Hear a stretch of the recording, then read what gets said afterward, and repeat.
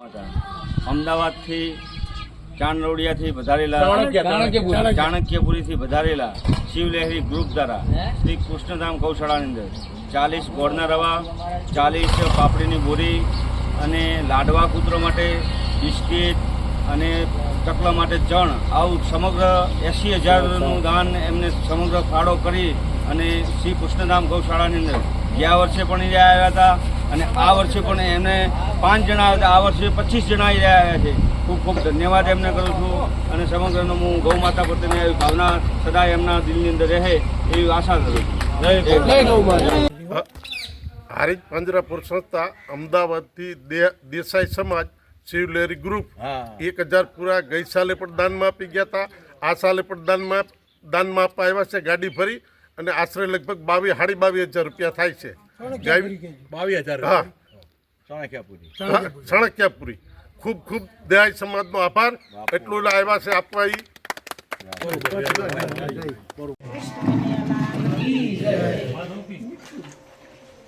આ ભાઈઓ દાતા છે, ગૌ માતાની સેવા કરે છે અને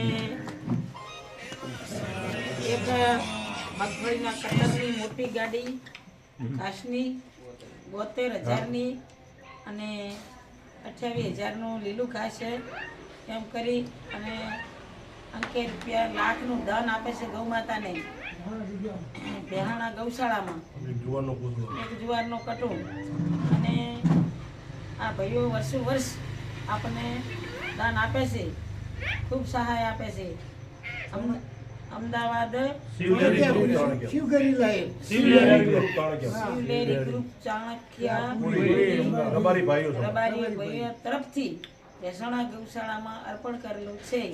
તો એમને ગૌ માતા અને કૃષ્ણ કનૈયા ખૂબ લાભ. બોલો કૃષ્ણ કનૈયા કી જય. લાલદાસ બાપુ કી જય.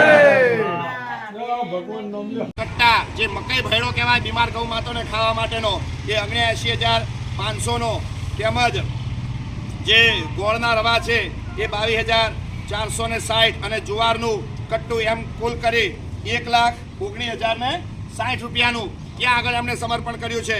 એના પછી મહેસાણાની અંદર સંત શ્રી સદારામ જીદયા ટ્રસ્ટ ચાલે છે. એમ કહી શકીએ કે 2 બહેનો, અત્યારે એક બહેન હયામાં દાન આપ્યું છે. એની જરા હું દાતાશ્રીઓને યાદી સંભળાવું તો સૌ પ્રથમ એમણે કોઠારિયા જે વજા ભગતના નામથી જાણીતું છે એ વજા ભગતની જે પવિત્ર જગ્યા કોઠારિયામાં આવી છે ત્યાં એમણે 3 ગાડી જુવારના જે પૂળા છે એ 53,700 રૂપિયાના જુવારના જે પૂળા છે વજા ભગતની જગ્યા કોઠારિયા એમણે સમર્પણ કર્યું છે.